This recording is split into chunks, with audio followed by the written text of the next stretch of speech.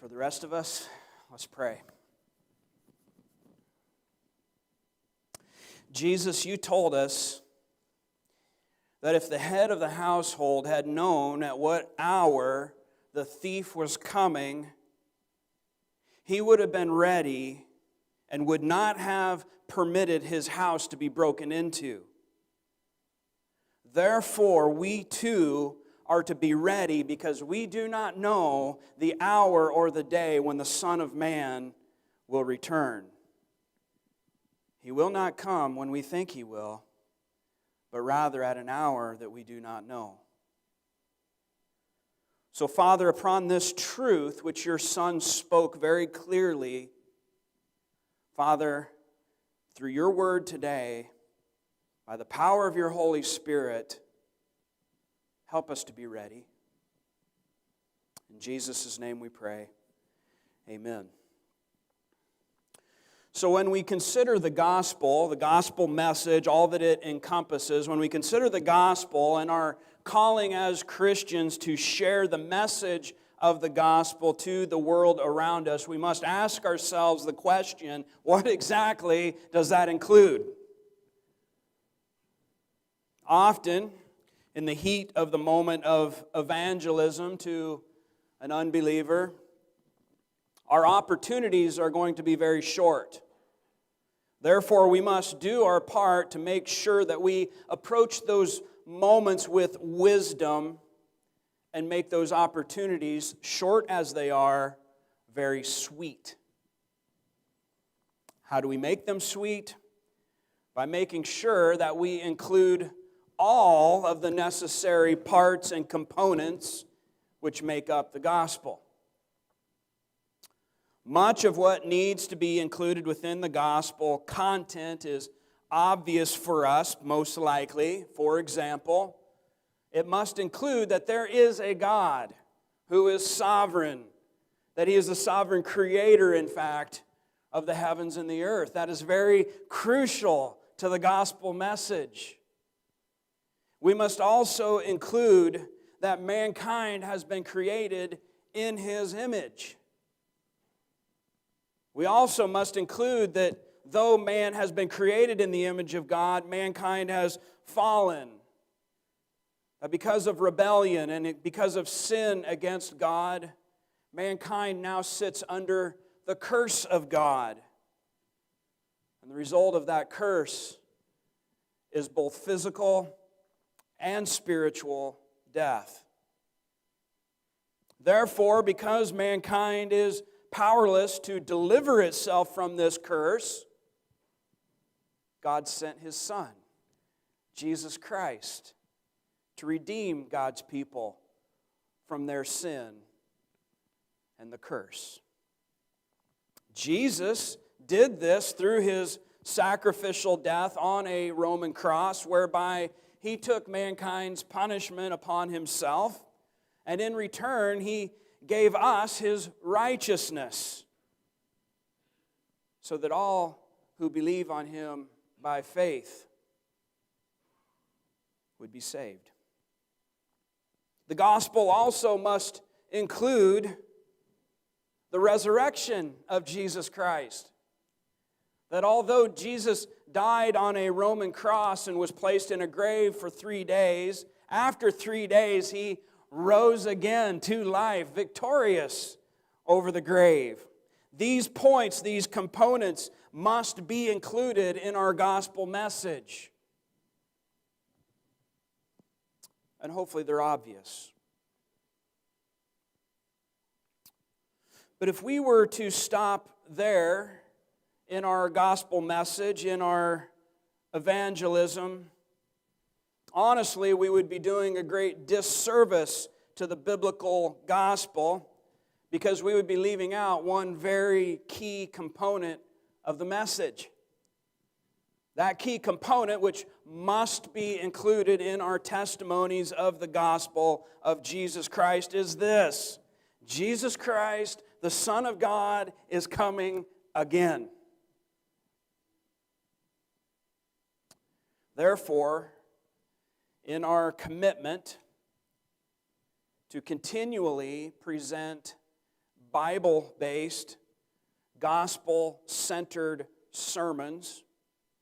We are taking the time after the Advent season of Christmas to highlight and focus on the second advent or the second coming of the Son of God at the end of the age.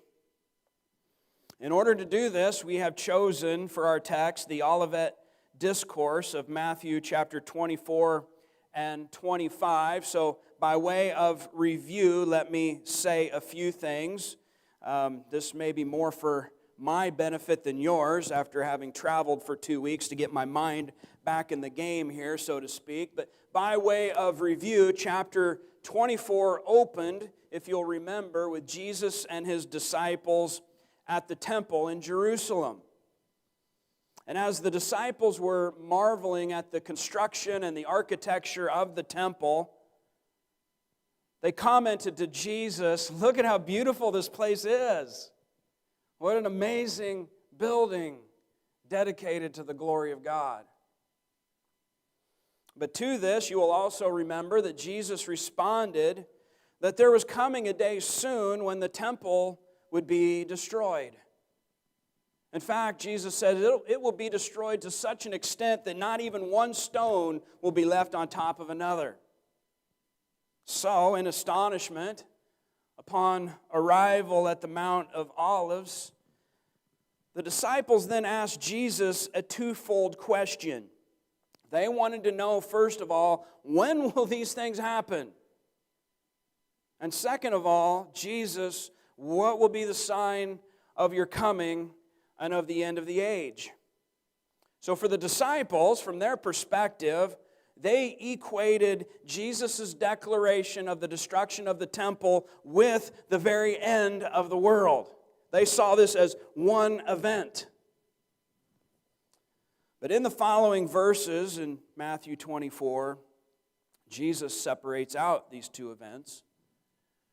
On the one hand, he associates the timing of the destruction of the temple with a sort of second fulfillment of the abomination of desolation spoken of by Daniel, whereby the temple would be desecrated.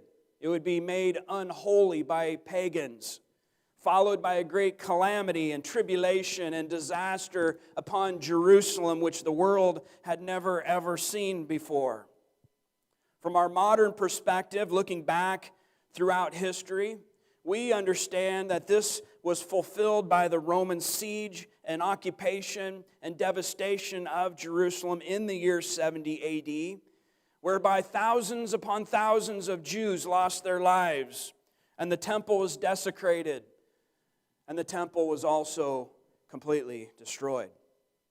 And it should be also noted that in the providence and in the judgment of God, it has never been rebuilt. As to the second part of the disciples' question and their association with the destruction of the temple with the end of the age or the end of the world, Jesus goes on to clarify that this would be, in fact, a separate event. Because of the elect of God, Jesus points out this twice, those who are Jew and Gentile who are to be gathered in through the proclamation of the gospel throughout the entire world, that the days of God's judgment over Jerusalem was limited. Instead, God's final judgment of the world was declared to be another day and to happen at another time. But when that day finally comes, Matthew, Jesus, in fact, makes three very clear points about it. First of all, that day, that final day at the end of the age, will be heralded by a second appearance of Jesus Christ on the earth, who will come with great power and with great glory, and also with great mourning. His coming is described by Jesus himself as being on the clouds of the sky, which is often used as a Hebrew figure of speech referring to God's judgment and wrath. We often think about God coming on the clouds as riding these wispy, nice little puffs of smoke in the air or whatever.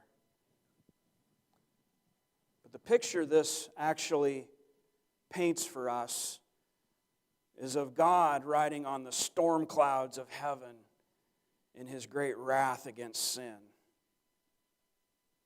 Secondly, when that day comes, Matthew points out to us that that day will be marked by the final ingathering of God's elect from the four winds into their final state of eternal glorification. This is the good news side of it if you're in Christ.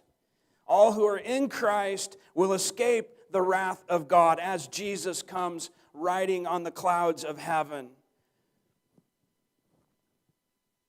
Thirdly, on that day and that hour, Jesus is also clear.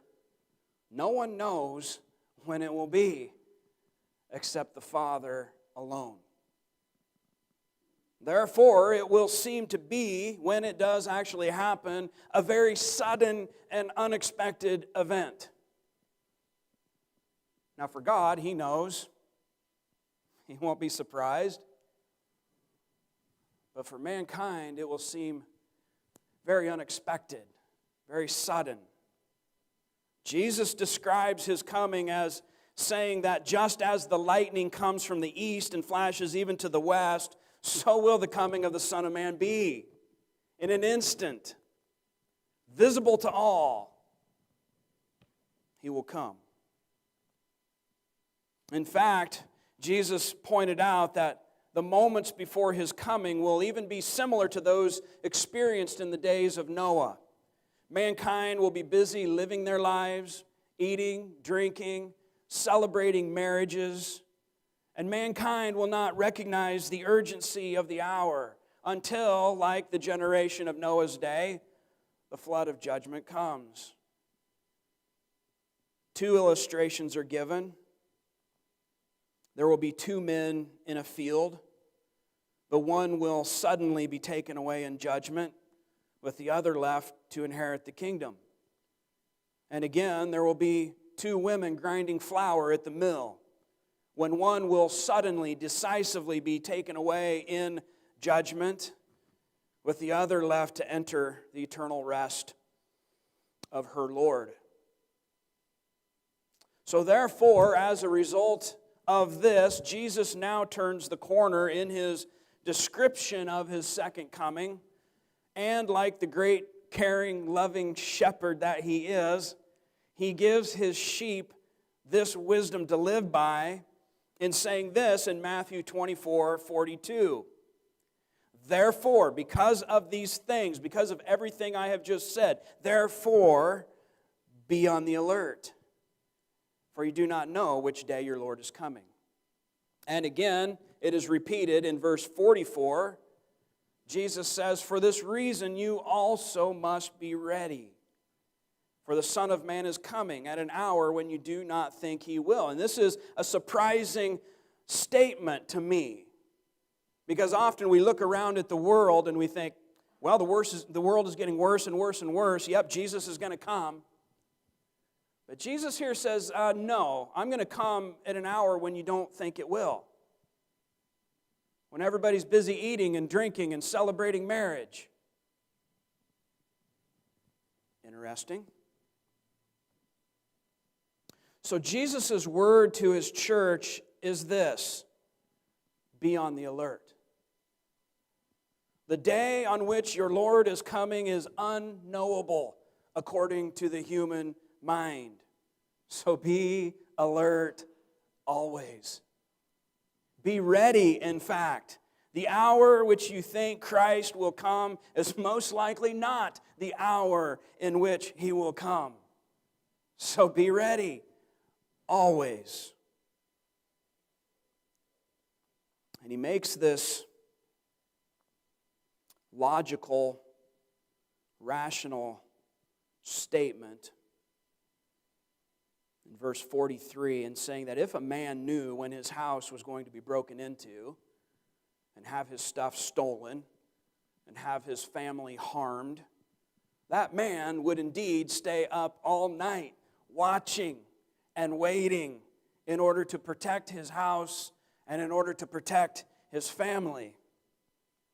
Therefore, so too must the man of God be diligent, watching and waiting, guarding his spiritual life and guarding the spiritual life of his family. Men, I hope you are listening. These words of wisdom given to us by the Lord of Lords and King of Kings are very powerful. And the Son of God means every single one of them. How do we know? Because for the rest of Matthew chapter 24, as well as Matthew chapter 25, Jesus dedicates all of his teaching to reinforce this warning of be alert and be ready. And he does this masterfully through 4 parables. A parable, by way of reminder, is a story using common everyday situations and circumstances in order to teach a kingdom truth.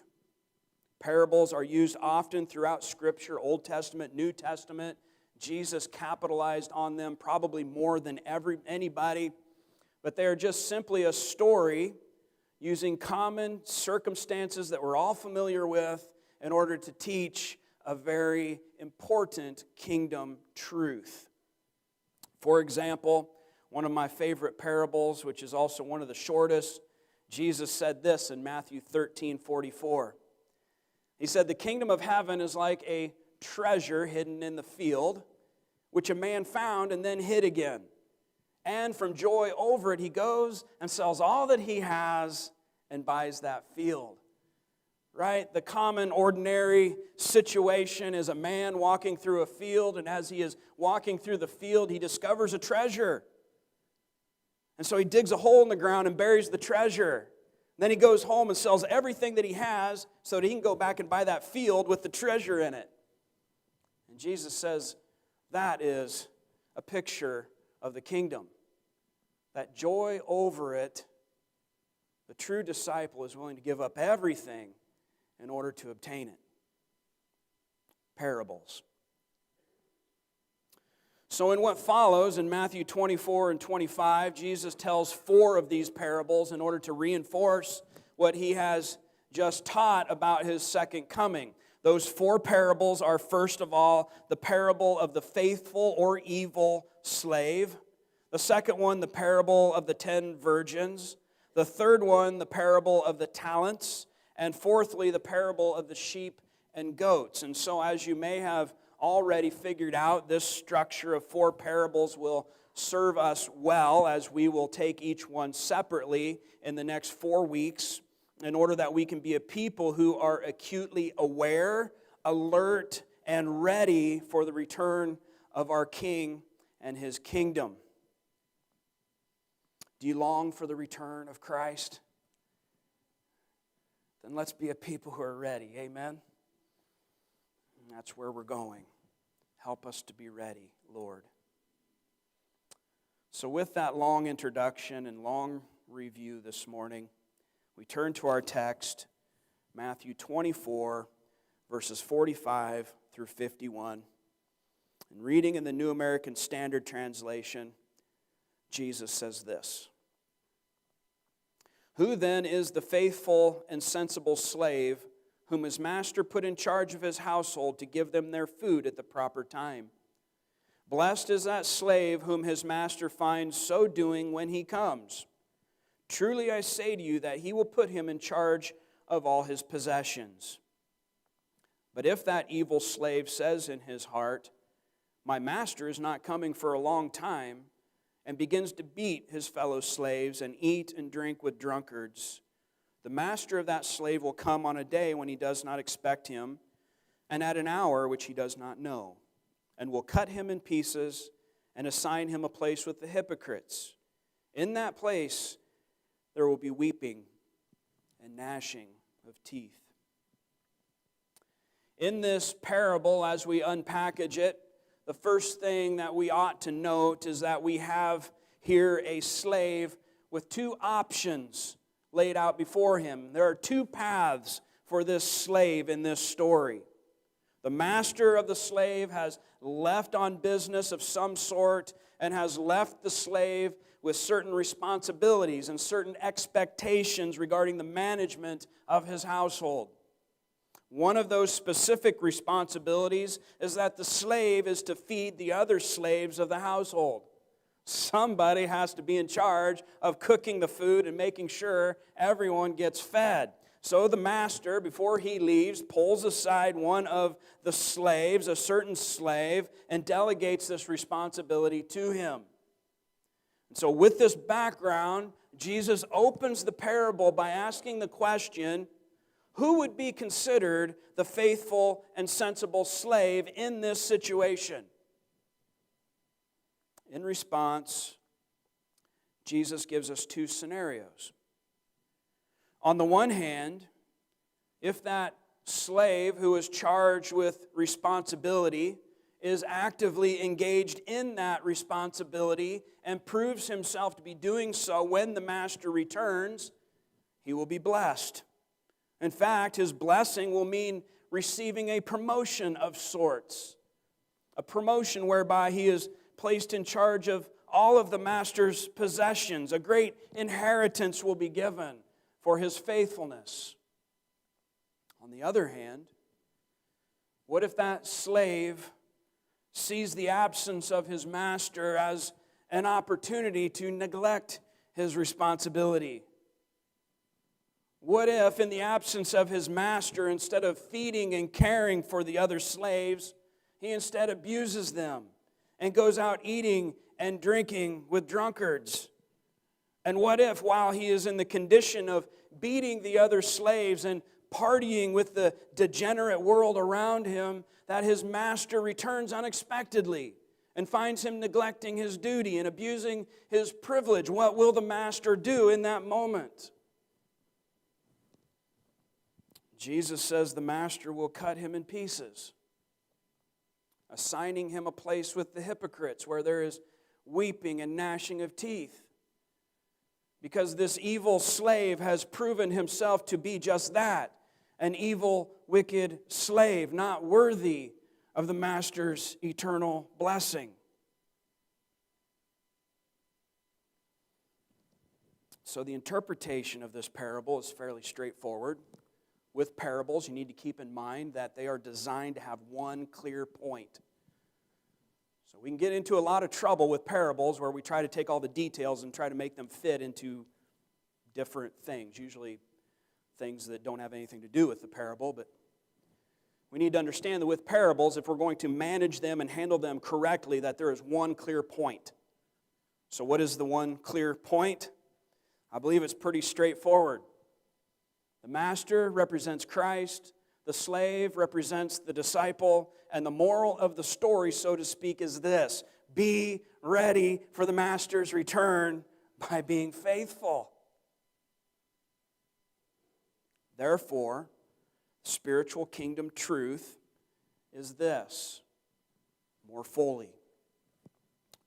Prove yourselves to be ready for Christ's return by being faithful servants of the kingdom in the absence of our master, knowing that it is the faithful servant who will receive the Lord's eternal blessing at his coming. While on the other hand, the unfaithful servant proves himself to be a false servant worthy of judgment. So Jesus has been teaching us about the timing of his return. He has repeatedly told us that we will not and cannot know the day or the hour when he will return. Therefore, what we can know is what he has told us, which is that we need to be ready at all times.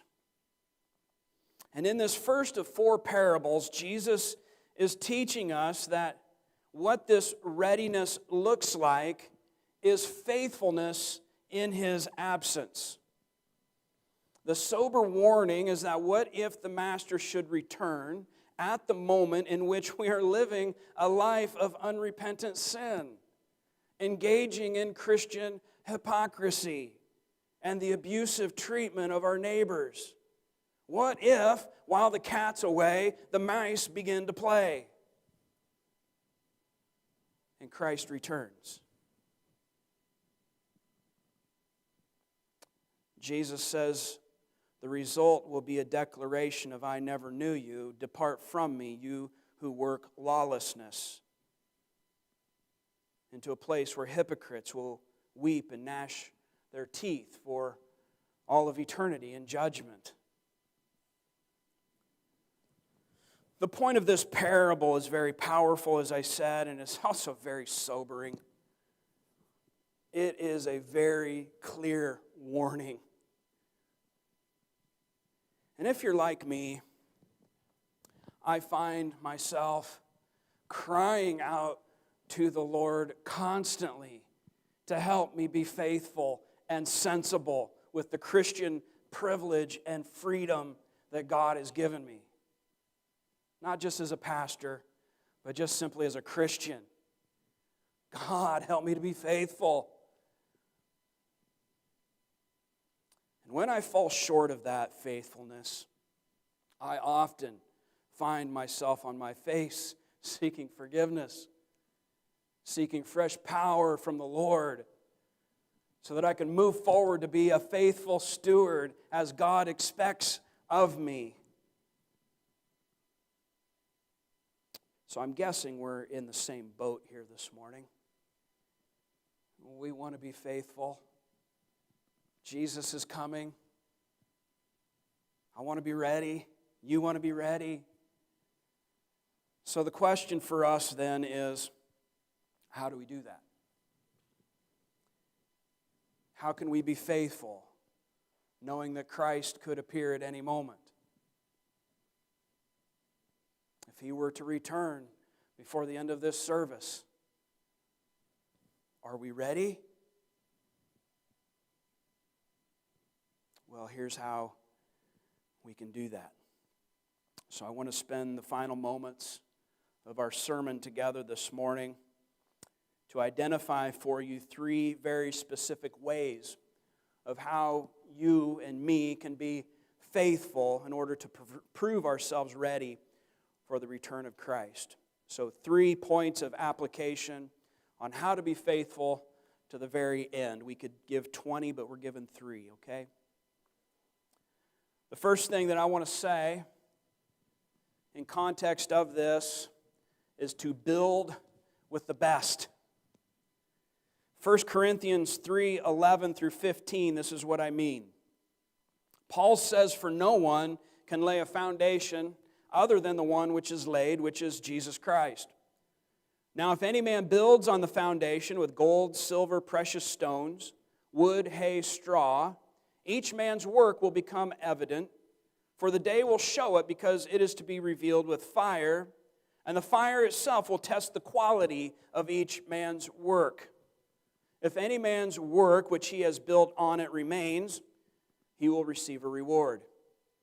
If any man's work is burned up, he will suffer loss, but he himself will be saved, yet so as through fire. So Paul, in addressing the church, explains to us as Christians that there are 2 different ways in which we can build our lives on the foundation of Jesus Christ. He begins here by making the point, and we need to notice this very clearly, that regarding salvation, there is only one foundation. There is only one cornerstone of redeeming faith, and that is Jesus Christ. We cannot earn it. We cannot work for it. We cannot gain enough merit whereby God will just simply give it to us.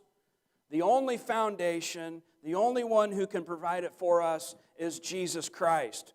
So Paul very clearly says, no man can lay a foundation other than the one which is laid, which is Jesus Christ. So once this foundation is established, salvation is ours through faith alone, we now have the freedom of a redeemed life before us. Oh, can you remember the moment when you first believed and the world was brand new to you? All of life was fresh. And the question is, what do I do now? That's the question before us. How shall we build on the foundation of Jesus Christ? What will our house look like that we will place on top of this bedrock of Jesus Christ? What will the structure of our lives be in response to God's abundant mercy and grace and gift of faith?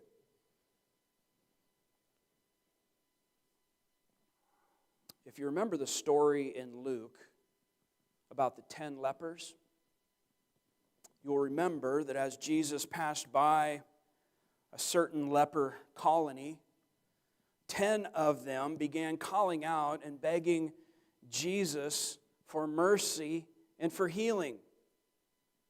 So Jesus showed them compassion, healed them of their disease, and as they departed, they were celebrating the new freedom that they had from their debilitating disease.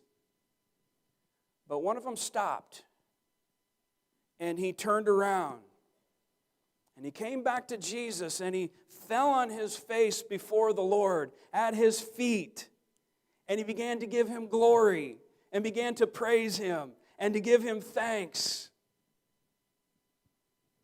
To which Jesus received it. But Jesus also asked the question, weren't there 10 of you? Where are the other 9? How come only one of you came back to glorify me? I healed all of you. Why did only one come back to thank me and worship me? Unfortunately, if we're honest, too easily we can find ourselves identifying more with the 9 instead of the 1. Too often the Lord does a work in our lives, transforms us, changes us, redeems us, heals us of our disease. And instead of intentionally bowing and glorifying God for it, we tend to take our healing and just move on with life, instead of giving God the full glory He deserves. So this is what Paul is teaching the Corinthians. This is what Paul is teaching us today. We have been graciously placed on the foundation of Jesus Christ. Our lives have been redeemed. Our sins have been forgiven, removed from us as far as the east is from the west. And our eternal destiny is life forever. So now the question is, what kind of life will we build on this foundation? What will we do with the blessing of Jesus Christ that we have received? Will we give back to God our very best and build on this foundation with gold, silver, and precious stone? Or will it be with our second best, wood, hay, and straw?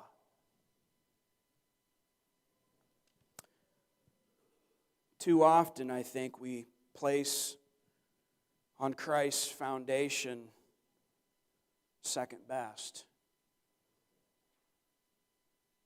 Oftentimes, if we're honest, we can find ourselves arguing with God that we just can't afford to invest any more in our relationship with Him. My life is too busy. Church is 2 hours. I only have 24.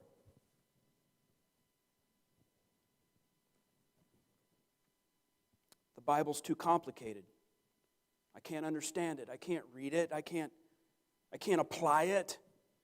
Besides, the pastor reads enough of it on Sunday morning for all of us, right? So, Lord, just let me put on this foundation my wood, hay, and straw. There's a problem with that. As Paul points out here, that one day, how we have built on the foundation of Christ will be tested. It will be proven to see its quality. Paul describes it as a test by fire. And though this test by fire does not affect our salvation, Paul is clear on that. We are on the foundation of Christ. This is a test regarding our stewardship of the life we have been given. And so though this test by fire does not affect our salvation, it does affect our eternal reward and the quality of our relationship with God. Those who build their relationship with God wisely, using the very best that they have to give, will receive a great reward. They will appreciate forever a very high level of relationship with their God. While on the other hand, those who have built poorly with wood, hay, and straw will suffer loss, Paul says. And quite possibly, if possible, will find themselves walking into heaven unable to recognize who Jesus is because they've neglected their relationship with Him in the here and now. This, again, is a very sober warning. So how are we going to be ready when Christ, who could return at any moment, at an hour when we think He will not come, how can we be faithful in that moment? Build with the best. Give Him your first, not your last. So what if church is 2 hours and Sunday's your only day off? We're talking about eternity. We're talking about a relationship with the God who created us. Therefore, my friends, build your relationship with God using the best of materials we have, and so prove ourselves to be faithful and ready for His coming. That's number one. The second application of how can we be faithful to the end is this: live for the will of God. 1 Peter is our text, 1 Peter 4. He says, "Therefore, since Christ has suffered in the flesh, arm yourselves also with the same purpose, because he who has suffered in the flesh has ceased from sin, so as to live the rest of the time in the flesh, no longer for the lusts of men, but for the will of God." That's our key phrase. "For the time already past is sufficient for you to have carried out the desire of the Gentiles." Gentiles here is being used in the sense of pagan unbeliever. "Having pursued a course of sensuality, lust, drunkenness, carousing, drinking parties, and abominable idolatries." And then a few verses later, in verse 7, we pick it back up, and Peter says, "The end of all things is near. Therefore, be of sound judgment and sober spirit for the purpose of prayer. Above all, keep fervent in your love for one another, because love covers a multitude of sins. Be hospitable to one another without complaint. And as each one has received a special gift, employ it in serving one another as good stewards of the manifold grace of God." So in this passage, speaking to Christians, speaking to the church, Peter calls us to leave behind the lusts and desires of the flesh, which lead us into sin and ruin. He makes the argument that sufficient the time past for us to have run after the sinful pagan lifestyles of the world.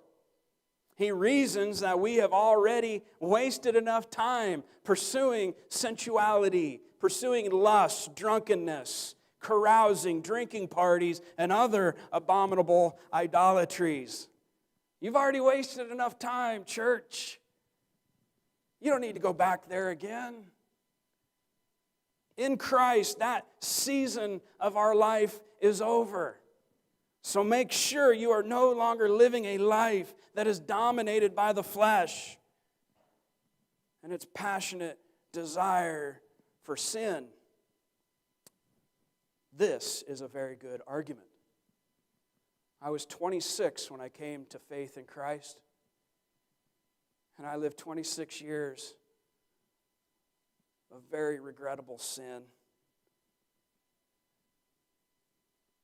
sufficient the time past for you to have run after the sins of the world. It's a new season. It's a new life. It's a new opportunity. This is a good argument. But what I especially appreciate about Peter's approach isn't that he merely calls us from immorality and temptations to sin, but he is also calling us to something. Right? And this is just a good, wise thing, I think. We can go around, don't do that, don't do that, don't do that. We're raising our kids, don't do that, don't do that, don't do that. We're leading the church, don't do that, don't do that, don't do that. Well, that's fine, and it has its place, and it's necessary. But give me something to do. Give your kids something to do. Don't just constantly tell them what not to do. Give them something to fill that void so they have something positive, something that will give them life. And this is what Peter does. He doesn't just call us from immorality, but he calls us to something else. And what does he call us to? He calls us to live the rest of our days in this life, in this body of flesh, in pursuit of the will of God. That is a noble thing you can chase after, my friends. Instead of allowing our flesh to dominate the trajectory of what we think and do, Peter calls us to a greater alternative, to live for the will of God. As born-again, regenerated, Christ-redeemed, Spirit-empowered people, live for the will of God alone. You need purpose in your life? There it is. There it is. Live for the will of God. And in case we may be asking ourselves, well, what exactly does that look like? And I think that's a fair question, and hopefully you are asking that. It's like, okay, I want to live for the will of God. Give me specifics. What does that look like? How do I do that? What does that mean to live for the will of God? And fortunately, Peter tells us. Picking it up in verse 7 there, he gives us several examples of what God's will for his people looks like. He says, 4 of them here. He says, first of all, to be living in sound judgment and sober spirit for the purpose of prayer.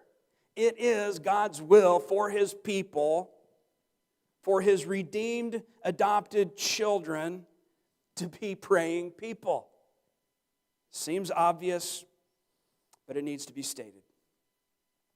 Secondly, the will of God is this, to keep fervent in our love for one another. As Jesus has warned us in Matthew 24 that one of the marks of the end times will be an increase in lawlessness. And with this increase in lawlessness is a temptation that our love will diminish and grow cold. But for God's people, the love of Christ compels us to remain fervent in our love, despite the trend of the world around us, to allow that love to grow cold toward each other. For the Christian, cold love is not an option. The will of God is that we keep fervent, energized, excited, passionate, active in our love, and thereby so prove ourselves to be faithful. Thirdly, Peter points out the will of God is to be hospitable to one another. The idea of hospitable here is to be a friend to foreigners, a friend to strangers. Entertain people that are not like us for the sake of the glory of God and the opportunity of the gospel that may change their life forever. Oh, it's easy to be hospitable with one another, right? We love our potluck and we have friendship and we are hospitable with each other. But the hospitable that is being used here is friendship towards those we do not know, those that are strangers, those who may be outside of our fellowship, that we show them love and compassionate.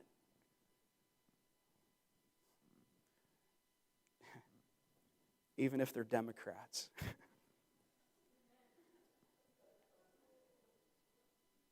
And I'm serious. I'm serious. Fourthly, Peter points out that it is the will of God for His people that we would use the gifts and the talents that He has given us to serve others. One of the joys of being a Christian. And so this also reinforces our calling to be faithful servants. We are called to steward the responsibilities which God has given us. And we're going to return to this specific point several times later on in the other parables, so I won't talk much about it. But we are called, according to God's will, to use the gifts in service to others. So as we hear the call of Jesus to be ready, to be on the alert, to be faithful servants, because we don't know the hour or the day of His return, may we be diligent to live for the will of God and not for the immoral passions of the flesh. That was number 2. Thirdly and finally, it's not even noon yet, look at that. Thirdly and finally, how can we be faithful as we see the day of Christ approaching? It's this: don't neglect gathering together. Hebrews 10:23 through 25 says, "Let us hold fast the confession of our hope without wavering, for He who promised is faithful. And let us consider how to stimulate one another to love and good deeds." And here it is: "Not forsaking our own assembling together, as is the habit of some, but encouraging one another, and all the more as you see the day drawing near." And Zephaniah, when's the last time you read the prophet Zephaniah? Zephaniah 2:1 says, "Gather yourselves together. Yes, gather, O nation, without shame." In the immediate context, of course, it's referring to Israel. Under the new covenant, we understand that we are that nation without shame because of the blood of Christ. So we are told very clearly we are to gather together. If we are God's people in these last days, we are called to gather together. And why is that? I think Hebrews gives us a clue. He tells us here, whoever it was that wrote Hebrews, we're told here that in these last days, we need to hold fast the confession of our hope without wavering, which is Jesus Christ, right? Hold fast to the hope you have in Christ. And secondly, to stimulate one another to love and good deeds, to encourage one another, to keep fervent in love, to use the gifts of God in serving the world around us. And to be honest, that's a tall order. Those two things are hard. It is difficult at times to stand fast in hope when all the world around us is screaming that there is no hope. It is a tedious thing, day after day, to keep encouraging the saints of God to keep fervent in love in a world of hate. But here's the deal, church. As difficult as those things are and as tedious as they may become, if we forsake the assembling together of ourselves on the Lord's day and at other times, those things become impossible.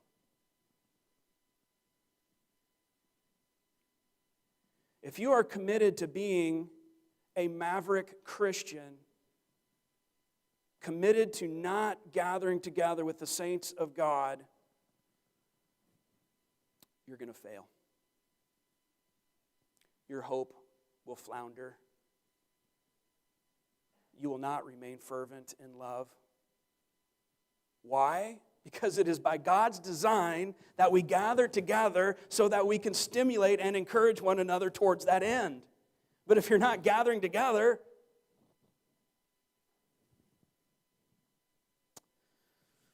so,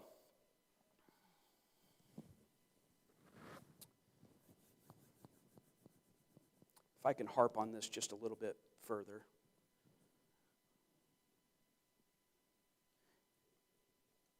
It is, in fact, a true sign of Christian faithfulness that as the day of Christ's return draws nearer and nearer, that our gathering together as God's people would also increase more and more, not less and less.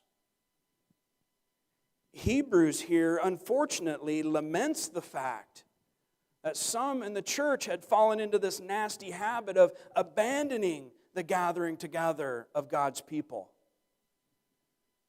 And just for clarity, I think this is very specifically speaking to gathering together on the Lord's Day, Sunday morning. I truly believe that. I think it can be extended to Wednesday night Bible studies, home fellowships, those sorts of things. But I think Hebrews here is very specifically talking about the gathering together on the Lord's Day. And Hebrews laments it. Some of you have fallen into this nasty habit where you don't go to church. Why don't you go to church? That's where you're going to find hope. That's where you're going to be encouraged. That's where brothers and sisters in the Lord are going to uphold you and carry your burdens with you. That's where the Word of God is going to be taught clearly by the pastor that God has given you. Why don't you go to church? And I would go even further to say that if you are a Christian, then by default, this is a requirement. In fact, the word church comes from the Greek word ekklesia. Ekklesia means gathered ones. If you are a Christian, that means you are the church. If you are the church, that means you gather together. Those are equal signs, not ifs. It's not conditional.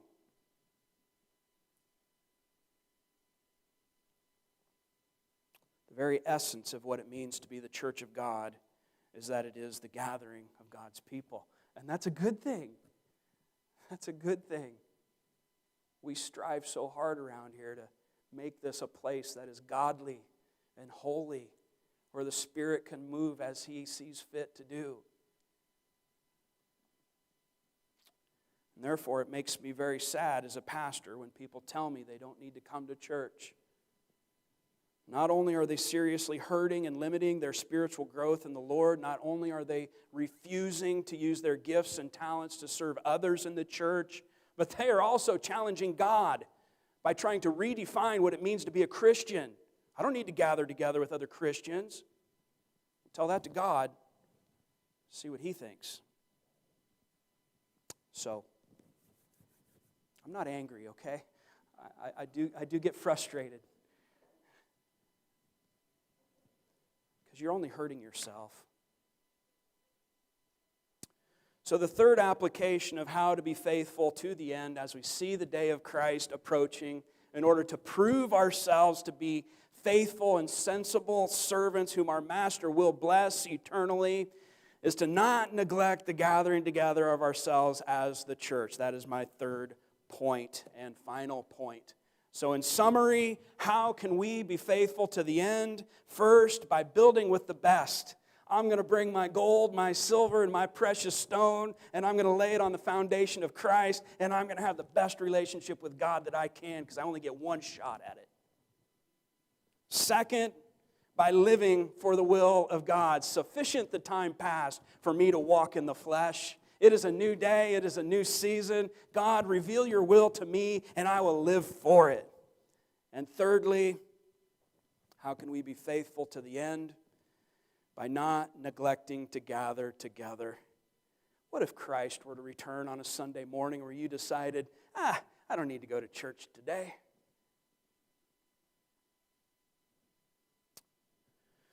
So there are so many other things which could be added to this list, but we will leave it at 3. And I would just say that if you master these 3, you're doing pretty good. This will get you a long ways down the road towards being a faithful servant as Christ's second coming draws closer every day. So worship team, would you please come and we will close with communion this morning.